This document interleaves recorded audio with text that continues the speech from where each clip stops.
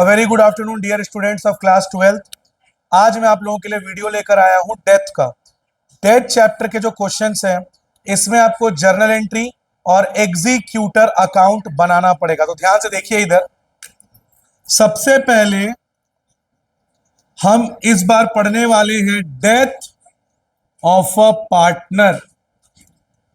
एक पार्टनर जो बिजनेस में काम कर रहा है, हो सकता है वो किसी वजह से उसकी डेथ हो जाए। तो डेथ होने के बाद उसका जो हिस्सा, उसका जो शेयर है वो उसके नॉमिनी को मिलता है। और यहां पे उस नॉमिनी को क्या कहा जाएगा? एग्जीक्यूटर। एग्जीक्यूटर को कहेंगे लीगल हायर। लीगल हायर मतलब कानूनी रूप से किसी पार्टनर के मरने के बाद उसका जो शेयर है वो किसको मिलेगा, उसे कहेंगे लीगल हायर। अब पार्टनर को क्या क्या मिलता है वो हमें देखना पड़ेगा। सबसे पहले एक एक करके देखेंगे। सबसे पहले पार्टनर को क्या मिलेगा? अपना कैपिटल मिलेगा। इसके बाद जनरल रिजर्व मिलेगा। इसके बाद वर्कमैन कंपनसेशन रिजर्व ये मिलेगा।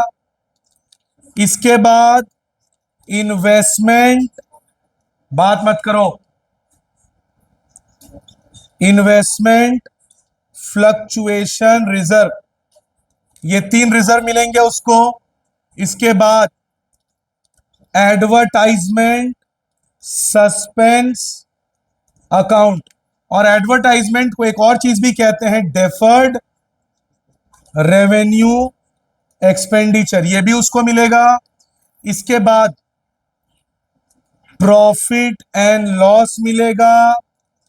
इसके बाद गुडविल मिलेगा और डेड पार्टनर लोन, ये चीजें बॉक्स में से मिलेंगी। बॉक्स मतलब बैलेंस शीट। ये चीजें पार्टनर को कहां से मिलेगी? Balance sheet. और इसमें किसी में भी तुम्हें डेट का ध्यान नहीं देना। पार्टनर जुलाई में मरे, पार्टनर अगस्त में मरे, पार्टनर सितंबर में मरे, पार्टनर साल के एंड में मरे, बॉक्स में यानी बैलेंस शीट के किसी भी चीज में तुम्हें डेट का ध्यान नहीं देना है। समझ गए?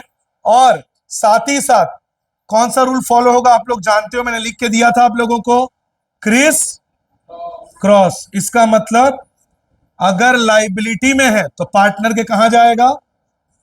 क्रेडिट में। एसेट्स में है तो कहां जाएगा? डेबिट में। इसमें जो रिजर्व्स हैं 1 2 3, रिजर्व हमेशा क्रेडिट में जाएगा। रिजर्व हमेशा कहां जाएगा? क्रेडिट में। एडवर्टाइजमेंट और गुडविल हमेशा जाएगा डेबिट में। एडवर्टाइजमेंट और गुडविल हमेशा कहां जाएगा? डेबिट में। इसके बाद कैपिटल, इसके आगे मैं स्टार बना रहा हूं। डेट पार्टनर लोन के आगे भी मैं स्टार बना रहा हूं, और प्रॉफिट लॉस के आगे भी मैं क्या बना रहा हूं? स्टार का मतलब ये डेबिट में भी आ सकता है और क्रेडिट में भी आ सकता है। मैं फिर रिपीट कर रहा हूं, कैपिटल, डेट पार्टनर लोन और प्रॉफिट लॉस, ये स्टार बना दिया गया है। इसका मतलब ये डेबिट में भी आ सकता है और क्रेडिट में। अगर प्रॉफिट लॉस एसेट्स में है तो वो लॉस है, और अगर लाइबिलिटी में है तो वो प्रॉफिट है। और ये कहीं भी आ सकता है, इसलिए मैंने क्या बना दिया है? स्टार। कैपिटल भी हो सकता है एसेट्स में हो या लाइबिलिटी में। एसेट्स में है तो डेबिट में, लाइबिलिटी में होगा तो क्रेडिट में। तो बॉक्स में से इन चीजों को आपको लेना पड़ेगा। तो जैसा मैं आपको बता रहा था, स्टार का मतलब डेबिट और क्रेडिट कहीं भी आ सकता है। अगर कैपिटल एसेट्स में है तो जाएगा डेबिट में, लाइबिलिटी में है तो कहां जाएगा? क्रेडिट में। उसी तरह dead partner loan, generally partners loan capital का पार्ट नहीं होता, लेकिन डेथ और रिटायरमेंट ऐसे चैप्टर हैं इसमें जाने वाले और डेट पार्टनर का लोन हमें लेना पड़ेगा। और अगर डेट पार्टनर का लोन लाइबिलिटी में है तो क्रेडिट में चला जाएगा, और अगर एसेट्स में है तो कहां चला जाएगा, डेबिट में। तो ये हो गया बैलेंस शीट में से आपको क्या क्या उठाना है। अब एडजस्टमेंट, एडजस्टमेंट क्या होता है, जो 1 2 3 करके नीचे लिखा होता है, अब उसमें से देखेंगे क्या क्या हमें लेना है। स्क्रीनशॉट ले लीजिए आप।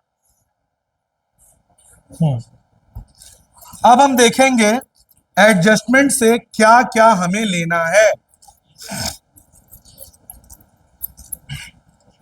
सबसे पहले हमें एडजस्टमेंट्स में से बारी बारी से जो जो लेना है उसको हम लिख लेते हैं। सबसे पहले हमें लेना पड़ेगा इंटरेस्ट ऑन कैपिटल, और ये हमेशा क्रेडिट में आएगा। हमेशा कहां आएगा, क्रेडिट में, इंटरेस्ट ऑन कैपिटल। इसके बाद ड्रॉइंग्स, अगर पार्टनर ने अपने पर्सनल यूज के लिए कुछ पैसे निकाले हैं तो वो ड्रॉइंग्स, और वो कहां आएगा, डेबिट में। इसके बाद इंटरेस्ट ऑन ड्रॉइंग्स, ये भी कहां आएगा, डेबिट में। ड्राइंग भी डेबिट में आएगा, इंटरेस्ट ऑन ड्राइंग भी डेबिट में आएगा। इसके बाद सैलरी, अगर पार्टनर को सैलरी, कमीशन या रिम्यूनरेशन मिल रहा है तो ये आएगा क्रेडिट में। सिंपल है लॉजिक, अगर पार्टनर के पास पैसे आ रहे हैं तो क्रेडिट में जाएगा, पार्टनर के जेब से पैसे जा रहे हैं तो कहां जाएगा, डेबिट में। इसके बाद रीवैल्यूएशन, रीवैल्यूएशन में मैंने स्टार बना दिया, क्यों, प्रॉफिट क्रेडिट में भी आ सकता है और डेबिट में भी। अगर रीवैल्यूएशन में प्रॉफिट हो रहा है तो क्रेडिट में, और अगर लॉस हो रहा है तो डेबिट में। ठीक है, रीवैल्यूएशन। इसके बाद प्रॉफिट, और यहां पे प्रॉफिट को आप सस्पेंस लिखते हो। क्यों सस्पेंस लिखते हो, क्योंकि जिसका डेथ हो रहा है उसकी कभी भी डेथ हो सकती है, इसका पहले से आप अंदाजा नहीं लगा सकते। इसीलिए मरने वाले को जब आप प्रॉफिट बांटोगे तो उसको आप लिखोगे PL suspense account, PL suspense account. अगर प्रॉफिट है तो क्रेडिट में, लॉस है तो डेबिट में। ठीक है, इसके बाद गुडविल, ध्यान रखो जो बैलेंस शीट से आप उठा रहे थे वो ओल्ड गुडविल था, जो एडजस्टमेंट से उठाओगे वो क्या होगा, न्यू गुडविल, और ये जनरली क्रेडिट में ही आएगा। और ये मैं क्या बता रहा हूं, डेड पार्टनर का अकाउंट बता रहा हूं, ध्यान रखिए, ये मैं बाकी पार्टनर्स का नहीं बता रहा हूं, डेड पार्टनर का बता रहा हूं। तो जो जिस पार्टनर की डेथ हो गई उसके लिए उसके न्यू गुडविल का जो शेयर है वो कहां जाएगा, उसके क्रेडिट में जाएगा। इसके बाद इंटरेस्ट ऑन लोन, इसका बहुत सिंपल लॉजिक है। अगर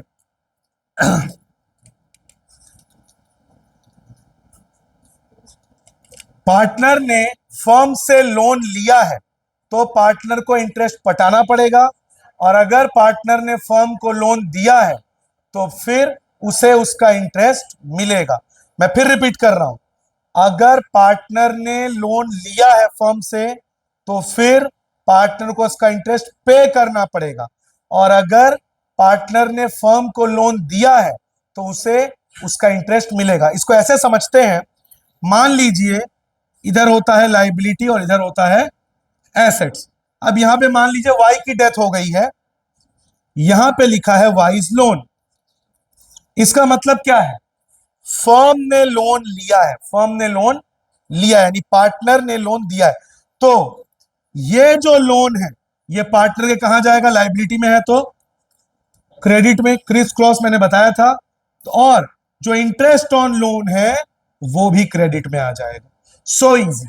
इसका मतलब लोन अगर क्रेडिट में आ रहा है तो इंटरेस्ट ऑन लोन भी कहां आएगा, क्रेडिट में। और अगर वाई का लोन एसेट्स में है, इसका मतलब फर्म ने लोन दिया है, तो ये पार्टनर के कहां आएगा, डेबिट में, और इंटरेस्ट ऑन लोन भी कहां आएगा, डेबिट में। तो बहुत इजी है, अगर लोन क्रेडिट में आ रहा है तो इंटरेस्ट ऑन लोन भी क्रेडिट में आएगा, अगर लोन डेबिट में है तो इंटरेस्ट ऑन लोन भी डेबिट में आएगा, ठीक है। और इसके बाद एक आता है profit calculated on sales basis.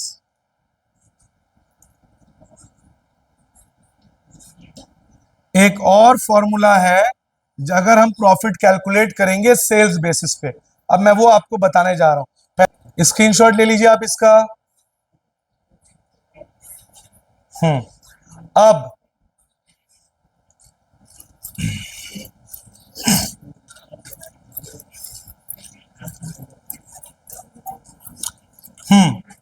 ये वाला फॉर्मूला अगर आपको लगाना हो, अगर क्वेश्चन में प्रॉफिट या लॉस आपको कैलकुलेट करना पड़े सेल्स बेसिस पे, तब इसका एक फॉर्मूला है, वो क्या है, last year profit upon last year sales into current year sales into dead partner ratio. ये फॉर्मूला है, अगर प्रॉफिट है तो प्रॉफिट, लॉस होगा तो लॉस। ये है लास्ट ईयर प्रॉफिट या loss upon last year sales into current year sales into dead partner ratio. अगर आपको प्रॉफिट लॉस कैलकुलेट करना हो सेल्स बेसिस पे तो ये फॉर्मूला है। अब किन किन चीजों में आपको डेट का ध्यान रखना है वो मैं आपको बताने जा रहा हूं, ध्यान से देखिएगा। सबसे पहले इंटरेस्ट ऑन कैपिटल, इसमें आपको डेट का ध्यान रखना है। इंटरेस्ट ऑन ड्राइंग, इसमें आपको डेट का ध्यान रखना है। इंटरेस्ट ऑन लोन, इसमें आपको डेट का ध्यान रखना है। प्रॉफिट और लॉस पे आपको डेट का ध्यान रखना है। सैलरी पे आपको डेट का ध्यान रखना है। डेट का ध्यान रखने का मतलब क्या है, जैसे मान लीजिए किसी पार्टनर की डेथ हो गई 30 जून को, हमारा अकाउंटिंग ईयर कब से कब तक होता है, 1 अप्रैल से लेके 31 मार्च, ये हमारा पीरियड होता है। कब उसकी डेथ हो गई, 30 जून, काउंट करो, अप्रैल मई जून, जून को क्यों काउंट करोगे, 30 जून को उसकी डेथ हुई, इसका मतलब इंटू 3/12। जो भी आप कैलकुलेट करोगे उसके बाद लास्ट में आपको करना पड़ेगा 3/12। अगर इसकी डेथ 1 जून को होती, काउंट करो, अप्रैल मई जून को नहीं गिनोगे क्योंकि 1 जून को उसकी डेथ हो गई, तो आप कैलकुलेट करोगे 2/12। एक छोटा सा एग्जांपल लेते हैं। मान लो पार्टनर की ईयरली सैलरी है 60,000, जिस पार्टनर की डेथ हो गई उसकी एनुअल सैलरी है 60,000, 3 महीने में उसकी डेथ हो गई, तो आप क्या किससे कैलकुलेट करोगे, 60,000 उसकी सैलरी इंटू 3/12, 3 1 3 4, यानी उसको सैलरी में कितना मिलेगा, 15,000। तो इन चीजों पे आपको डेट का ध्यान रखना है। और एक बात, बैलेंस शीट से जो मैंने चीजें उठाई थी उसमें किसी में डेट का ध्यान, धीरे बात करो आप लोग, बैलेंस शीट में किसी में आपको डेट का ध्यान नहीं देना, सिर्फ एडजस्टमेंट में जो चीजें हैं उसमें आप में डेट का ध्यान देना है, वो भी interest on capital, interest on drawing, interest on loan, profit loss जिसको प्रॉफिट लॉस सस्पेंस भी कहते हैं, और सैलरी और गुडविल रीवैल्यूएशन, इसमें किसी में आपको डेट का ध्यान नहीं देना है। स्क्रीनशॉट ले लीजिए,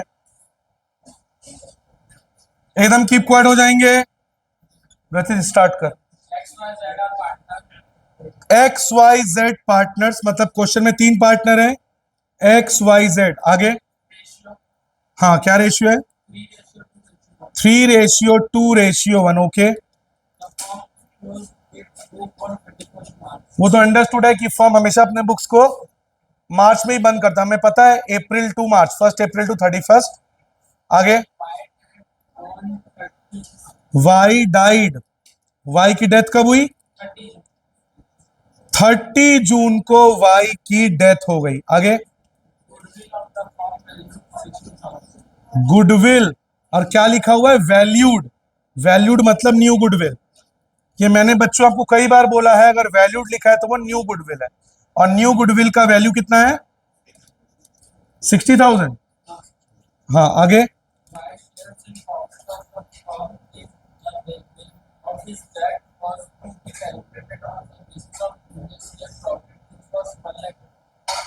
प्रीवियस ईयर का प्रॉफिट, प्रीवियस ईयर का प्रॉफिट कितना बोले, एक बार फिर से बोलना। 1,50,000। ओके, आगे, जर्नल एंट्री पास करने बोला है। चलिए क्वेश्चन लिख लिया बच्चों मैंने आपके लिए। ये नई एडिशन की बुक है, तो मेरे पास जो बुक है वो नई एडिशन की है। अगर आपके पास ओल्ड एडिशन की बुक है तो वो थोड़ा बहुत क्वेश्चन ऊपर नीचे हो सकता है। मेरे पास होगा 6 नंबर, आपके पास 7 या 8 होगा, इसलिए मैंने पूरा क्वेश्चन लिख दिया आपके लिए। ठीक है, तो सबसे पहले मुझे गुडविल में मरने वाले का हिस्सा निकालना पड़ेगा। क्या क्वेश्चन में न्यू रेशियो दिया है? नहीं दिया है। तो ध्यान से देखिए इधर, सबसे पहले वर्किंग नोट। आप लोग थोड़ा धीरे बात करो। वर्किंग नोट, तो सबसे पहले वाई की डेथ हुई, वाइज शेयर इन गुडविल। अब मुझे आप लोग एक चीज बताइए, क्या गुडविल में डेट का ध्यान देते हैं?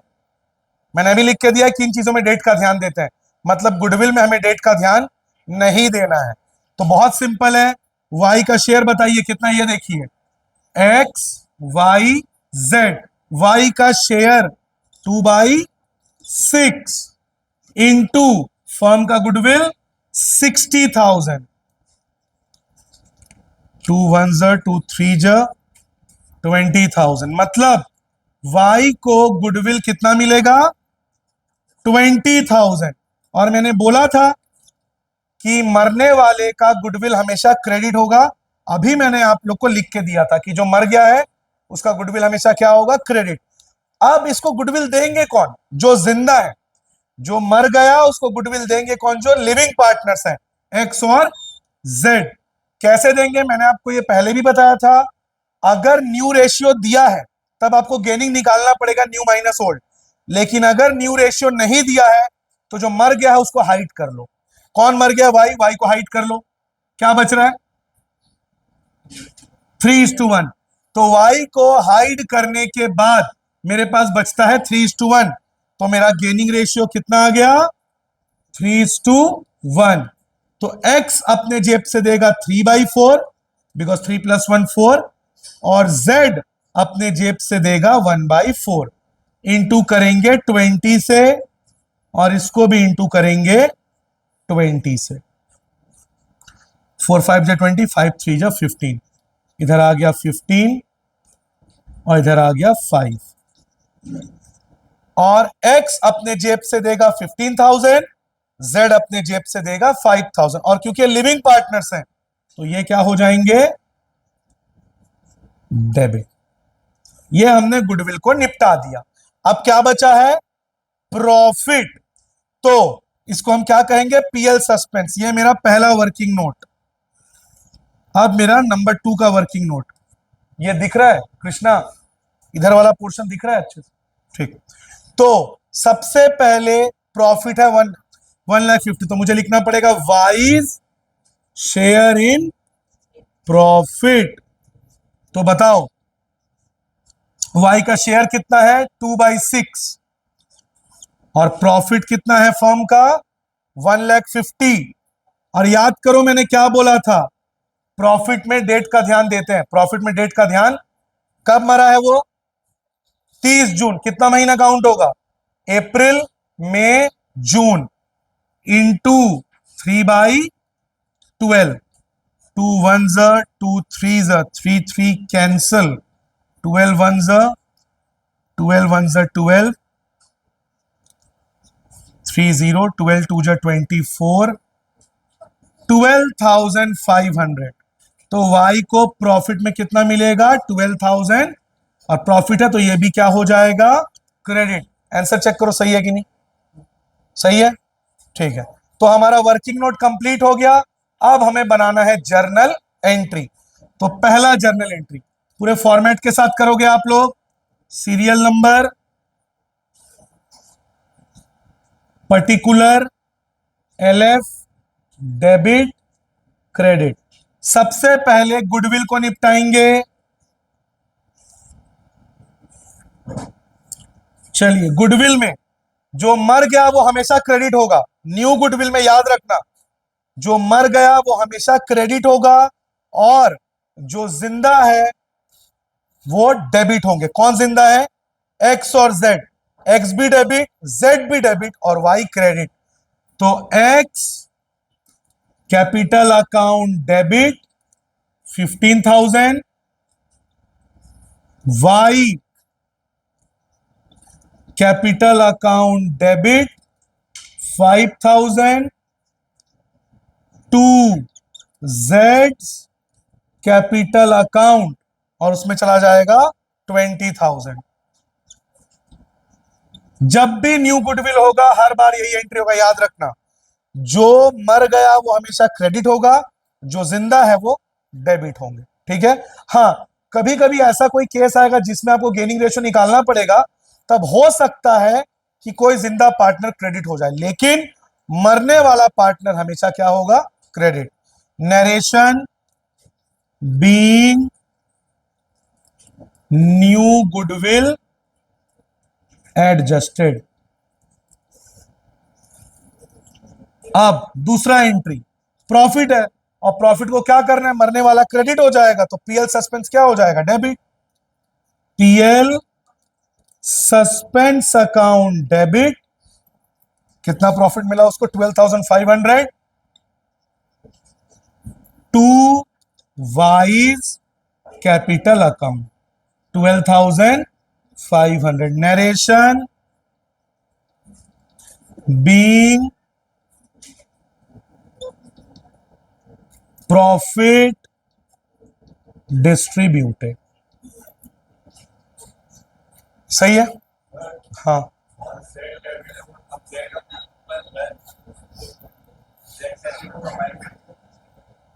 एक्स डेबिट, ओ सॉरी, यहां पे जेड डेबिट होगा, मतलब वाई जिंदा है और एक्स और जेड टपक गए हैं, तो यहां पे आएगा वाई। गलती से मैंने जेड लिख दिया था, सॉरी। गलती इंसान से ही होती है। एक्चुअल में वाई मर गया है तो वाई हो जाएगा क्रेडिट और एक्स और जेड हो जाएंगे डेबिट। वर्किंग नोट सही था, यहां पे थोड़ा सा मिस्टेक हो गया था। ठीक है, तो याद रखिएगा हमेशा इसी तरह से वर्किंग नोट करके आपको जर्नल एंट्री बनाना है। स्क्रीनशॉट ले लीजिए। आप लोग नोट करिए। बोल। PRS partners. आगे 4:3:, ओके। आगे हम्म हम्म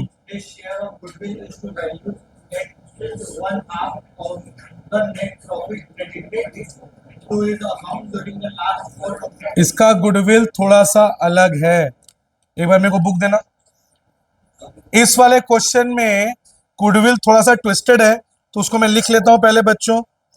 क्वेश्चन में लिखा हुआ है 1/2 of the net profit credited to his account. Goodwill इस बार कैलकुलेट होगा 1/2 of net profit credited to his account.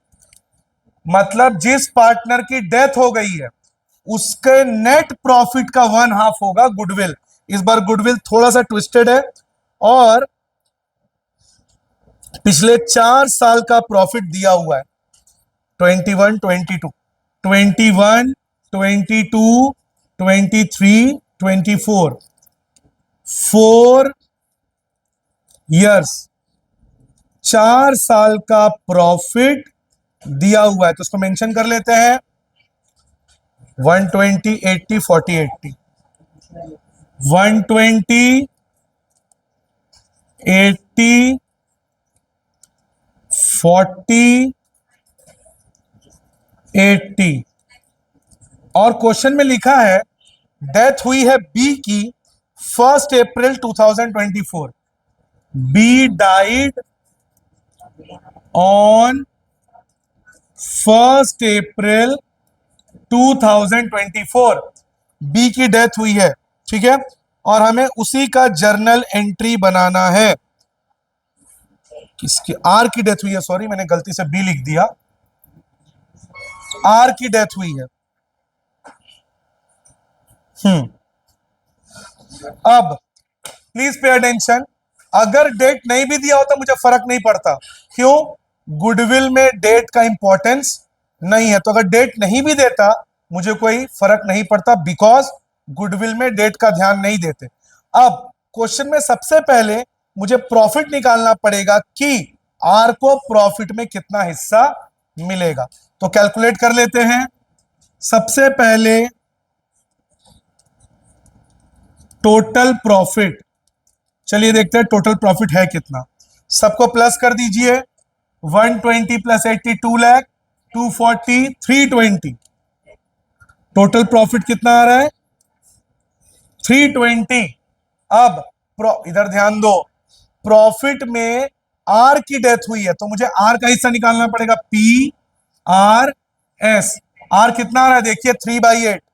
Are का हिस्सा कितना आ रहा है? 3/, पडवानी बोर्ड में देखो 3/8। तो R's share in profit 3/8 into 3,20,000। 8 4 जा 32, 40 इंटू 3 कितना आ रहा है?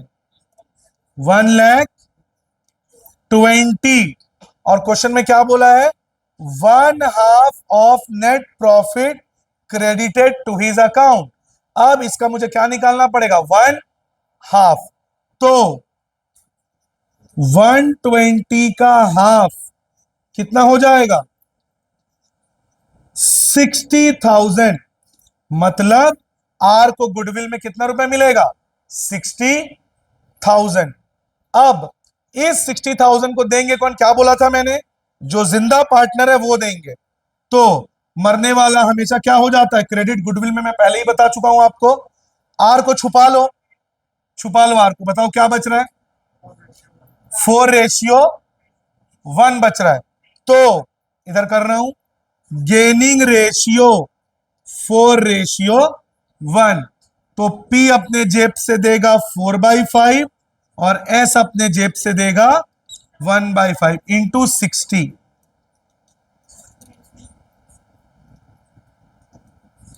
12 4 जा 48, 12,000। और मैंने क्या बोला था? जो जिंदा है वो क्या हो जाएंगे? डेबिट।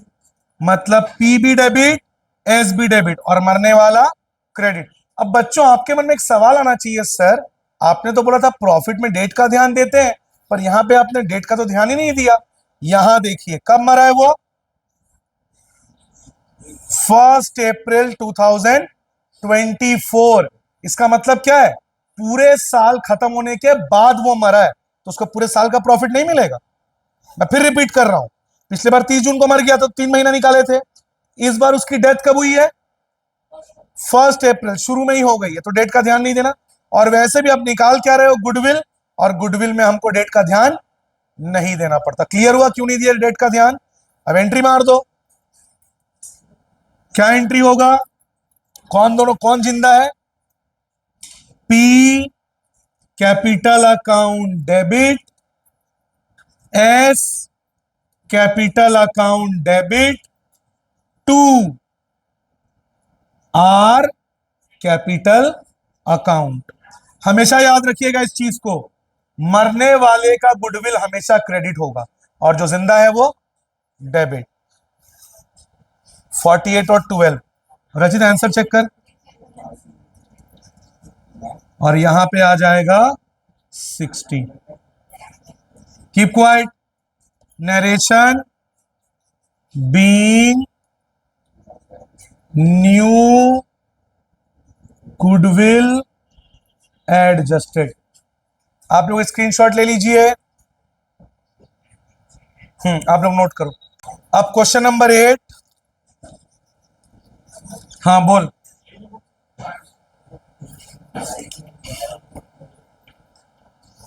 ठीक है, मैं लिख रहा। P Q R partners, P Q R partners 3:2:1।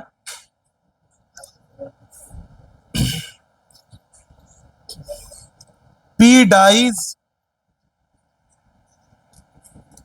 P की डेथ हो गई, और इस बार न्यू रेशियो दिया है। अभी तक के किसी भी क्वेश्चन में न्यू रेशियो नहीं दे रहा था, जो मर रहा था उसको हम हाइड कर दे रहे थे और न्यू रेशियो और गेनिंग आ जा रहा था।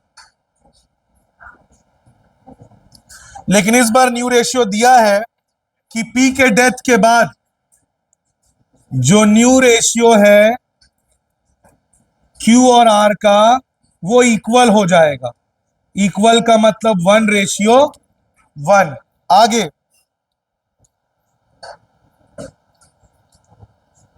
फर्म का goodwill 60,000। Case A, firm's goodwill are valued लिखा हुआ है। क्या लिखा हुआ है? एट 60,000 एट केस ए।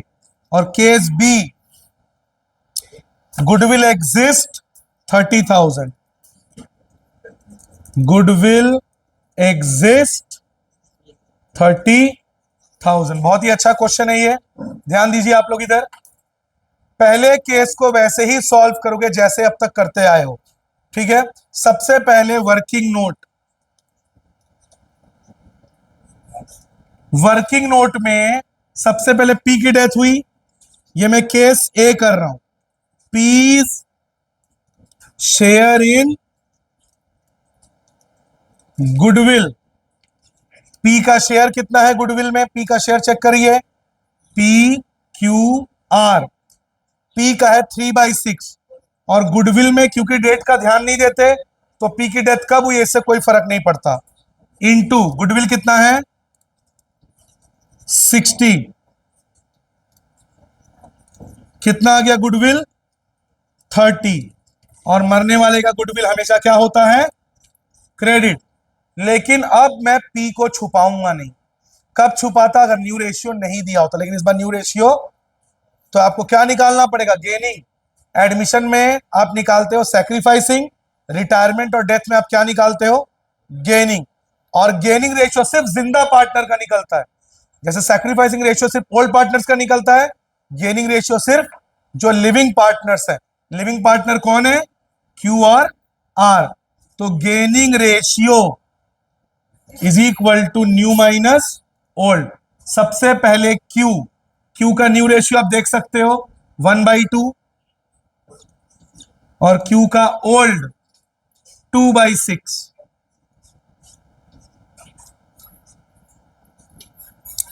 6 - 4, मैं क्रॉस मल्टीप्लाई करके करता हूं। 6 1 = 6, 2 2 = 4, 2 6 = 12, ताकि एलसीएम निकालने का झमेला ना हो। 6 - 4, 2/12, प्लस में आ रहा है डेबिट। गेनिंग रेशियो में जिसका आंसर प्लस में आता है वो हमेशा क्या होता है? डेबिट। ये मैंने क्यू का निकाल दिया। वैसे ही आप किसका निकालूंगा? आर का। आर का न्यू है 1/2, और आर का ओल्ड है 1/6। 6 - 2/12, 4/12, प्लस में आ रहा है, क्या हो जाएगा? डेबिट। आप देख सकते हैं इसका भी डिनोमिनेटर 12, इसका भी डिनोमिनेटर 12। जब डिनोमिनेटर सेम हो उसको हम इग्नोर कर देते हैं। तो क्या हो गया गेनिंग रेशियो? उसका 2 और इसका 4। 2 1 = 2, 2 2 = 4। तो गेनिंग रेशियो आ गया 2:4। इसका मतलब 1:2 कैंसिल करने के बाद, तो Q अपने जेब से देगा 1/3 और R अपने जेब से देगा 2/3 और इनटू करेंगे हम 30,000। तो ये डेबिट हो जाएगा 10,000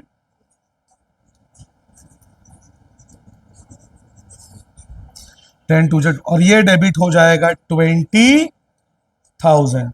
तो कौन दो डेबिट हो रहे हैं? Q भी डेबिट हो रहा है, R भी डेबिट हो रहा है, और जो मरने वाला है वो क्या हो जाएगा? क्रेडिट। तो इसका journal entry Q's capital account debit, R's capital account debit to P's capital account. 10,000, 20,000, 30,000। narration being new goodwill adjusted. Answer check कर तो रचित, सही है क्या? हाँ सही है, ठीक है। ये केस 1 हो गया, केस 1। आप लोग इसको नोट करिए और आप लोग स्क्रीनशॉट ले लीजिए। पॉज कर दो, स्टॉप मत करना, पॉज करना। अब इसी क्वेश्चन में कीप क्वाइट, इसी क्वेश्चन में गुडविल एग्जिस्ट कर रहा है 30,000। और मैंने बोला था एग्जिस्ट का मतलब क्या होता है? Old goodwill. और ओल्ड गुडविल में कोई वर्किंग नोट आपको नहीं करना है, डायरेक्ट सॉल्व हो जाएगा। जितने पार्टनर है सारे डेबिट हो जाएंगे टू गुडविल। तो इसका एंट्री देख लीजिए, P's capital account debit, Q's capital account debit, R's capital account debit to goodwill account. और ओल्ड रेशियो 3/6 इंटू 30 15,000,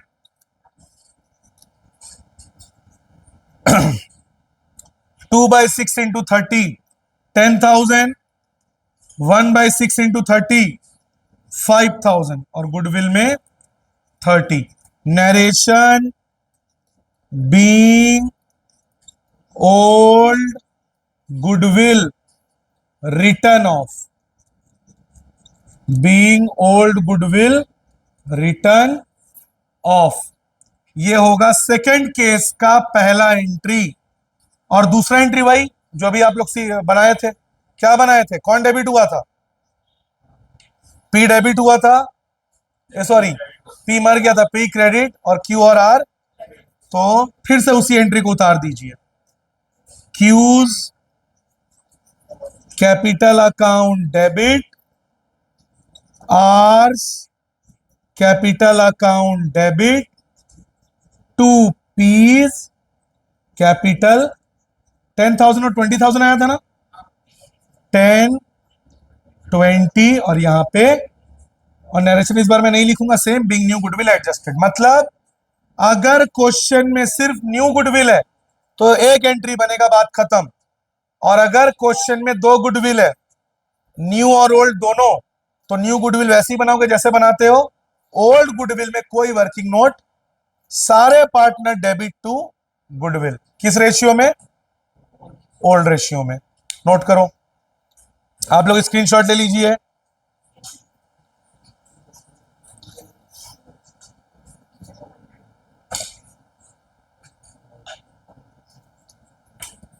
आज की वीडियो के लिए इतना ही। आपसे मिलेंगे नेक्स्ट वीडियो में। हमारे चैनल को लाइक करें, वीडियो को लाइक, शेयर और सब्सक्राइब करें। इसी तरह क्लास 12 की तैयारी में स्नेहपूर्ण शिक्षा आपके साथ है। Have a good day.